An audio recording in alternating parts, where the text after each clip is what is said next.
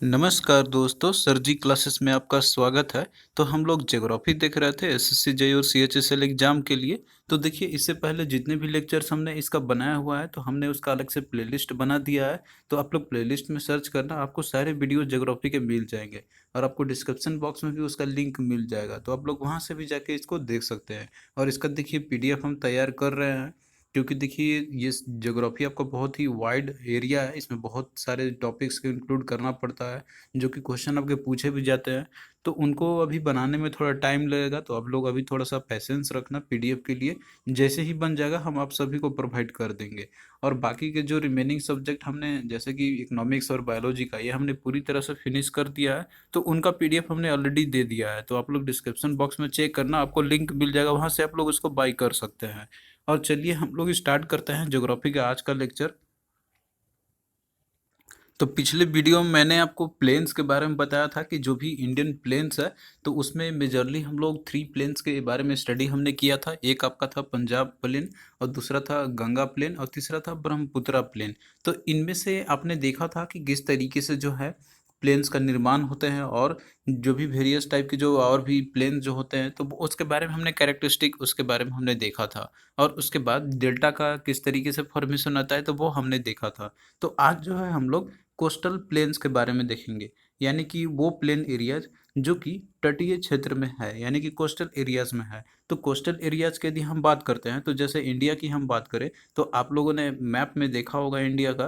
तो इधर देखिए क्या है, इधर अराबियन सी है, उधर बे ऑफ बंगाल है। तो इधर वाला जो पोर्शन है इसको बोलते हैं हम लोग वेस्ट कोस्टल प्लेन बोलते हैं, और इधर वाला जो पोर्शन है इसको ईस्ट कोस्टल प्लेन हम लोग बोलते हैं। तो इसी तरीके से हम लोग इसको दोनों को डिवीजन करते हुए इसको अलग अलग से पढ़ेंगे, एक वेस्ट कोस्टल प्लेन करके और दूसरा रहेगा ईस्टर्न कोस्टल प्लेन करके रहेगा। तो यहीं से जो डिवीजन इनका किया गया है। तो जैसे कि आपका यहाँ पे दिया हुआ ही चीज लिखा हुआ है कि to the east and the west of the peninsular plateau two narrow strip of the plain land are found. यानी कि जैसे ईस्ट और जो वेस्ट में जो पेनिनसुलर प्लेट्यू का जो है इधर में, तो दो narrow strip of plain lands जो कि पाए जाते हैं इधर में और इधर दोनों तरफ ही। तो इन्हीं को बोलते हैं हम लोग ईस्टर्न कोस्टल प्लेन, और दूसरा आपका हो गया इधर का ईस्टर्न कोस्टल, और इधर वाला हो गया वेस्टर्न कोस्टल प्लेन हो गया। अब देखिए ये जो प्लेन्स है, प्लेन का जैसे कि आपको मैंने फॉर्मेशन बताया था किस तरीके से होता है, कि जब रिवर जो है वो जब फ्लो करते हैं तो अपने साथ जो है मिट्टी वो लेते आते हैं, तो उन्हीं के चलते जो है प्लेन की फॉर्मेशन होती है।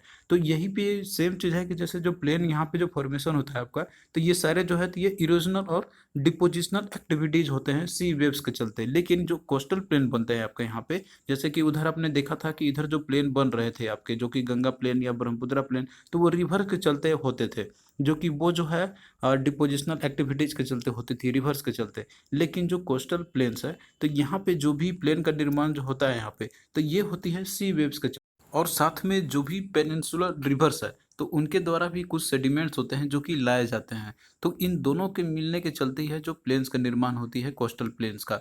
तो एक आप नोटिस किए होंगे, आपने देखा होगा कि समुद्र में जो भी लहरें उठते होंगे, तो उनके जो सी वेव्स होते हैं, तो वो भी जो है अपने साथ कंकड़ और मिट्टी जो रहते हैं, तो वो अपने साथ ले आते हैं और फिर प्लेन का निर्माण होती है। और इधर से भी जो पेनिनसुलर रिवर्स है, जैसे कि नर्मदा ताप्ती हो गया, इसके और भी हैं, तो वो भी अपने साथ जो है सेडिमेंट्स लाते हैं, तो इन्हीं के चलते प्लेन्स का निर्माण होती है। तो आई होप कि अब आप लोग समझ गए होंगे इसको कि किस तरीके से इनका फॉर्मेशन होता है। अब यहाँ पे देखिए जो दो प्लेन जो है, जैसे कि हमने इसको डिवीजन किया हुआ है, वेस्टर्न कोस्टल प्लेन और इधर है ईस्टर्न कोस्टल प्लेन। तो जो वेस्टर्न कोस्टल प्लेन है, तो ये अगर हम इसकी जैसे कि बात करते हैं इसका कितना वाइडर है, तो ये लगभग 10 से 15 किलोमीटर ही वाइड है। और ये कंपैरिजन में ईस्टर्न कोस्टल प्लेन के ये नैरोवर है, यानी कि इसकी जो चौड़ाई है इसकी, तो ये केवल कम ही है as compare to east coastal plain. तो ईस्ट कोस्टल प्लेन जो है ये ज़्यादा ब्रॉडर में है, ये नैरोवर स्ट्रिप में है। जैसे कि आप फिगर में आप देख सकते हैं कि ये आपको यहाँ से दिख रहा होगा कि ये इतना पोर्शन है, और ये इसका और ज़्यादा है इधर का रीजन जो है इधर का, यानी कि जो प्लेन्स है तो वो इधर का रीजन वो ज़्यादा होगा ईस्टर्न कोस्टल प्लेन का as compare to west coastal plain का। तो अब हम लोग इसी को डिवीजन करते हुए दोनों को अलग अलग स्टडी करेंगे। तो पहला देखिए है वेस्ट कोस्टल प्लेन है, यानी कि जो इधर का पोर्शन होगा वेस्टर्न साइड का। तो देखिए जो वेस्ट कोस्ट प्लेन जो है, तो इसको हम लोग 4 पार्ट्स में डिवाइड करते हैं, इसको 4 पार्ट में इसको डिवीजन किया गया हुआ है। तो पहला है कठाइवर कोस्ट है। तो देखिए जो कठाइवर जो कोस्ट है, तो यहाँ पे आप फिगर में देखते चलना, तो ये है गुजरात के कोस्ट में यह स्थित है। तो ये चीज़ आप लोग इसको अच्छे से नोट करना और इसको अच्छे से याद कर लेना, क्योंकि ये आपसे पूछा जाता है। कि जैसे गुजरात का जो कोस्ट है तो उसको क्या बोलते हैं हम लोग, तो उसको कठाईवर कोस्ट भी बोलते हैं हम लोग।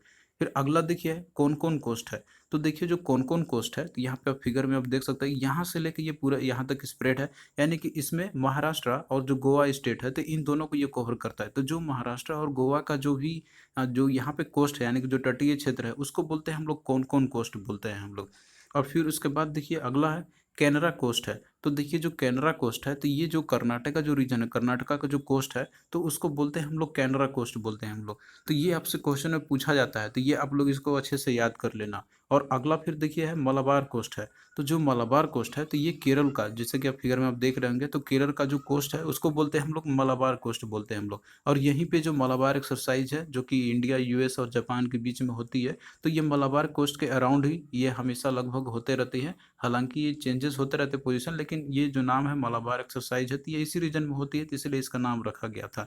तो ये मलाबार कोस्ट कहाँ पे थी, केरला में है। केरला कोस्ट के जो उधर का जो कोस्ट है उसको बोलते हैं हम लोग। तो ये चीज़ आप लोग चारों इसको अच्छे से याद कर लेना, क्योंकि ये क्वेश्चन आपसे पूछा जाता है कि कौन कौन कोस्ट है ये, मतलब कि कौन कौन से स्टेट का जो कोस्ट है उसको बोलते हैं हम लोग। तो ये महाराष्ट्र गोवा का हो जाएगा, कुछ पार्ट इसका कर्नाटका का भी आता है ये, लेकिन मेजरली आपका जैसे कि महाराष्ट्र गोवा का आपका दिया रहेगा तो वो ऑप्शन पे डिपेंड करेगा आपका। और मेजरली जो कैनरा कोस्ट है तो ये कर्नाटका कोस्ट का आपका हो जाएगा। तो ये आप लोग इसको अच्छे से याद कर लेना।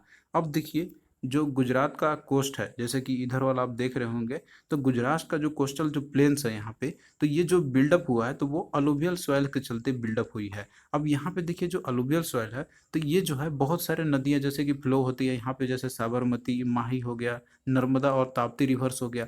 तो इनके चलते जो भी अलुवियल सॉइल जो आया हुआ है यहाँ पे, तो इसी के चलते यहाँ पे जो गुजरात का जो कोस्टल प्लेन्स का निर्माण हुई है। तो ये चीज़ भी है, पॉइंट आप लोग इसको याद रखना। अब देखिए जैसे कि नर्मदा और ताप्ती रिवर जो है तो ये डेल्टा नहीं बनाती है, ये स्टोरीज का निर्माण करती है। तो ये जो स्टोरीज का निर्माण आपका होती है यहाँ पे, तो ये वेस्टर्न पे जो भी फ्लो करते हैं नदियाँ जैसे नर्मदा और ताप्ती, तो यही तो ऐसे मात्र नदियाँ हैं कि जो स्टोरीज का निर्माण करती है, और बाकी सब जो भी है तो वो डेल्टा बनाते हैं। तो ये भी पॉइंट आप लोग याद रखना। अब भाई हम लोग देखते हैं ईस्टर्न कोस्टल प्लेन का, यानी कि जो ईस्टर्न साइड के जो प्लेन्स इधर है। तो देखिए जो ईस्टर्न कोस्टल प्लेन्स है तो ये 50 से लेके 60 किलोमीटर तक के लेंथ में ये पूरा है। तो जैसे कि आपने देखा था कि इधर का जो पोर्शन था वेस्टर्न कोस्टल प्लेन का तो ये केवल 10 से 15 किलोमीटर का ही था। तो अब देख सकते हैं कि ये जो प्लेन है ईस्टर्न कोस्टल प्लेन का, तो ये उससे ब्रॉडर में है। तो देखिए जो ईस्ट कोस्ट में जो मेनली यहाँ पे जो भी प्लेन्स है तो ये एक इमरजेंट टाइप के ये होते हैं, इमरजेंट टाइप के होते हैं। इसका मतलब है कि इसका जो आउटलाइन होता है वो रेगुलर होते हैं, यानी कि ये एक तरीके से प्लेन जो आपका रहेगा तो वो एकदम समतल रहेगा और रेगुलर रहता है, जैसे टेढ़ा मेढ़ा उतना नहीं ज़्यादा रहेगा। और इसके बहुत सारे कैरेक्टरिस्टिक होते हैं इधर के जो प्लेन आपको मिलेंगे थे, जैसे कि इधर आपको ऑफशोर बार्स मिलेंगे, सी बीचेस मिलेंगे, सैंड रिजेस मिलेंगे, और साथ में लगून्स रहते हैं। लगून्स हम लोग देखिए जो भी लेक्स वगैरह रहते हैं, बहुत सारे जो लेक्स होते हैं तो वो लगून का भी शेप में रहते हैं। तो ये चीज़ हम लोग आगे भी देखेंगे इसको कि लेक्स कौन कौन से हैं। अब देखिए जो ईस्टर्न कोस्टल प्लेन का है तो इधर का जो रीजन है तो इसको भी नामांकन इसका दिया गया है, जो भी कोस्ट इधर लोकेटेड है। तो यहाँ पे देखिए जो तमिलनाडु का जो कोस्ट है, यानी कि आप यहाँ फिगर में आप देख सकते हैं यहाँ पे, तो तमिलनाडु का जो कोस्ट है उसको कोरोमंडल कोस्ट बोला जाता है।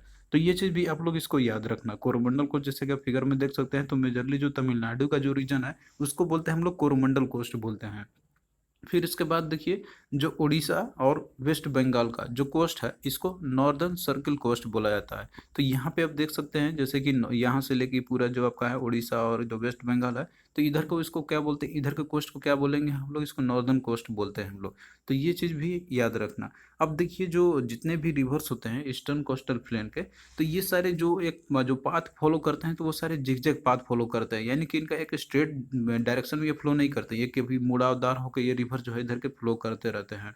और ये जो रिवर्स इधर जो भी ईस्टर्न कोस्टल प्लेन की तरफ आते हैं तो वो बहुत ज़्यादा ब्रॉडर भी होते हैं as compare to western coastal plain का। जब हम लोग ड्रेनेज सिस्टम के अंदर में, यानी कि जो भी रिवर सिस्टम है इंडिया के अंदर में, वहाँ पे स्टडी करेंगे तो आपको क्लियर हो जाएगा कि वेस्ट कोस्टल प्लेन की तरफ कौन कौन से नदियाँ, यानी कि वेस्टर्न साइड में कौन सा है और ईस्टर्न साइड में फ्लो करने वाली नदियाँ कौन कौन से हैं।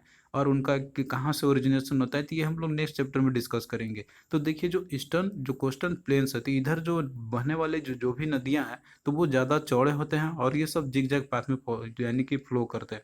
लेकिन जो वेस्टर्न कोस्टल प्लेन की तरफ जो नदियाँ जो भी फॉलो करते हैं इधर, तो वो जो है वो उतना ज़्यादा जिग जैग नहीं फ्लो करते हैं, और इधर का जो पोर्शन के जो नदियाँ रहते हैं तो वो इससे कंपैरिजन में कम चौड़े रहते हैं, यानी कि बॉर्डर उनकी कम रहती है as compare to west coastal plain की यदि हम बात करें तो ये चीज़ भी आप लोग ध्यान में रखना। तो इसीलिए देखिए जो ईस्टर्न कोस्टल प्लेन जो है, क्योंकि ये ज़्यादा चौड़े होते हैं तो ये डेल्टा का फॉर्मेशन करते हैं। और डेल्टा क्या होता है ये हमने आपको ऑलरेडी बता दिया है कि डेल्टा वहाँ पे फॉर्मेशन होती है कि जब कोई भी रिवर समुद्र में मिलने से पहले वहाँ पे क्या होता है, जो शेप होता है वो चौड़ा हो जाता है समुद्र में मिलने से पहले, यानी कि उसका फैलाव हो जाता है। तो डेल्टा को मुंह भी बोला जाता है, रिवर्स का माउथ भी बोला जाता है। तो इधर के जितने भी नदियाँ फ्लो करते हैं जो ईस्टर्न साइड में, तो वो सारे डेल्टा का फॉर्मेशन करते हैं। लेकिन जो वेस्ट में जो भी नदियाँ फ्लो करते हैं तो वो स्तूरी का फॉर्मेशन करते हैं, और मेजरली जो है तो वो नर्मदा और ताप्ती रिवर है दो ये। तो ये दो आप लोग इसको याद रखना। अब देखिए जो डेल्टा का जैसे कि फॉर्मेशन जो करते हैं इधर जो ईस्टर्न कोस्टल प्लेन की तरफ जो है, तो इसमें से जैसे कि डेल्टा का एग्जांपल आपको मैंने ऑलरेडी बताया हुआ था पहले, सुंदरबन डेल्टा का। तो ये जो है ये गंगा ब्रह्मपुत्र प्लेन के जो है तो वहाँ पे ये सबसे ज़्यादा सुंदरबन डेल्टा वहाँ पे बनाते हैं, जो कि ये वेस्ट बंगाल पे लोकेटेड है। और इसके साथ में देखिए जो डेल्टा का फॉर्मेशन होता है तो वो महानदी जो रिवर है तो वहाँ पे फिर डेल्टा बनाती है, और इसके साथ में जो गोदावरी नदी है तो वो भी समुद्र में मिलने से पहले डेल्टा का फॉर्मेशन करती है। तो ये सारे जो रीजन है ये डेल्टा के जैसे कि बेसिन्स यहाँ पे पाए जाते हैं। तो ये चीज़ हम लोग आगे भी इसको डिस्कस करेंगे रिवर्स जब मैं आपको पढ़ाऊंगा आगे। तो यहाँ पे आपने अभी ईस्टर्न कोस्टल प्लेन और वेस्टर्न कोस्टल प्लेन के बारे में आपने देखा। तो अब आइए हम लोग यहाँ पे थोड़ा सा डिफरेंस देखते हैं कि वेस्टर्न कोस्ट और ईस्टर्न कोस्ट के बीच में डिफरेंसेस क्या है इनके बीच में। तो यहाँ पे देखिए आपका दिया हुआ है, इधर ईस्टर्न कोस्ट है उधर वेस्टर्न कोस्ट है। तो पहला है कि जो ईस्टर्न कोस्ट है तो इसकी जो आउटलाइन है तो वो स्मूथ होती है। लेकिन जो वेस्टर्न कोस्ट है इधर का जो पोर्शन है तो वो थोड़ा सा वो डाइसेक्टेड आउटलाइन इसकी रहती है, यानी कि ये थोड़ा सा कटा रहता है, यानी कि ये बटे रहते हैं अपने अलग अलग क्षेत्र में। तो ये इस तरीके से स्मूथ आउटलाइन आपको किधर मिलेगा, ईस्टर्न कोस्ट में। और जो ईस्टर्न कोस्ट के साइड में जो भी यहाँ पे आपको मिलेंगे तो डेल्टा का आपको अधिकतर फॉर्मेशन जो है वो आपको ईस्टर्न कोस्ट के सरहदी ईस्टर्न कोस्ट की तरफ ही आपको देखने को मिलेगा। तो इसीलिए इधर अकरेंस ऑफ डेल्टा इधर पाई जाती है वेस्ट ईस्टर्न कोस्ट की तरफ। और जो वेस्टर्न कोस्ट है तो इधर क्या होती है, स्टोरीज का फॉर्मेशन होती है। तो यहाँ पे आपको स्टोरेज देखने को मिलेंगे जो कि वेस्टर्न कोस्ट की तरफ।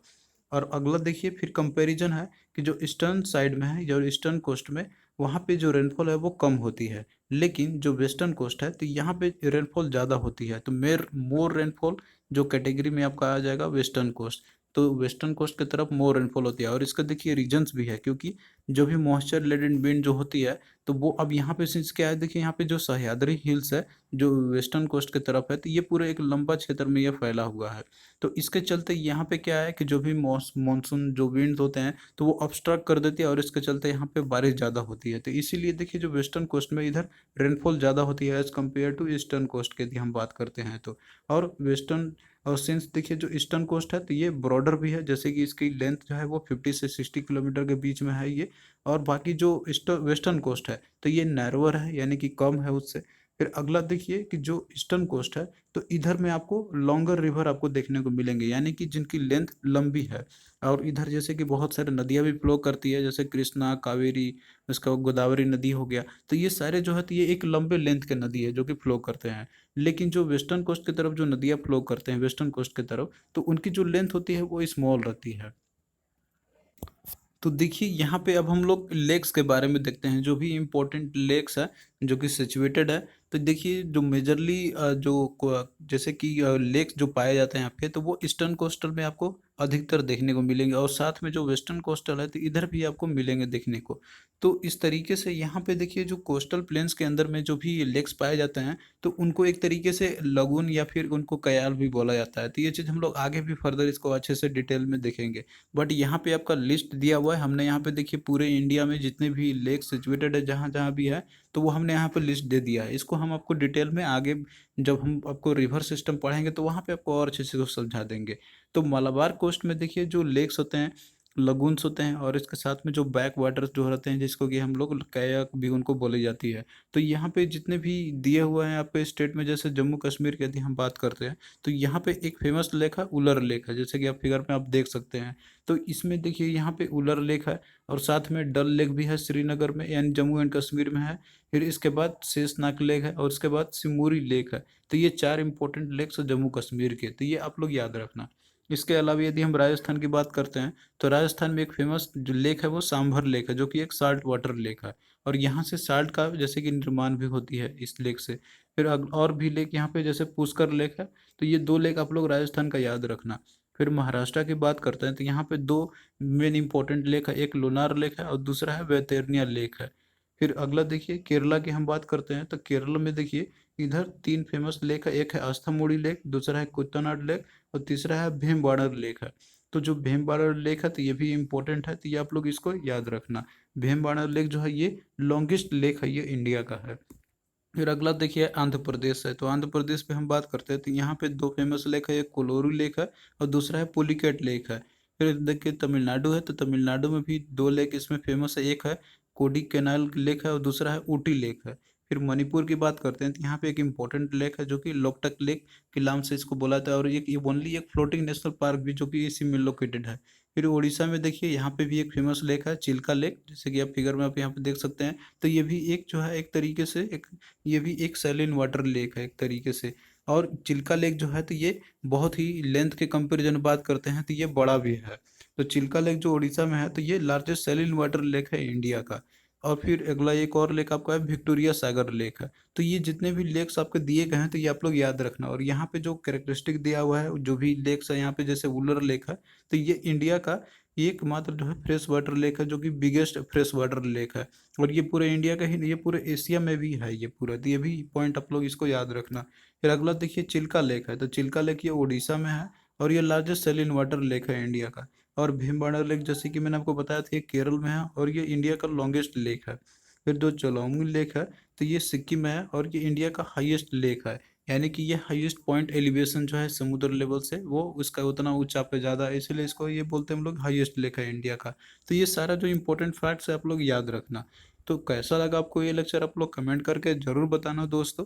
अब इसके बाद जो पोर्शन आपका रहेगा तो वो हम लोग कंटिन्यू करते रहेंगे आपका इसी तरीके से। तो चलिए मिलते हैं नेक्स्ट वीडियो में, तब तक के लिए बाय।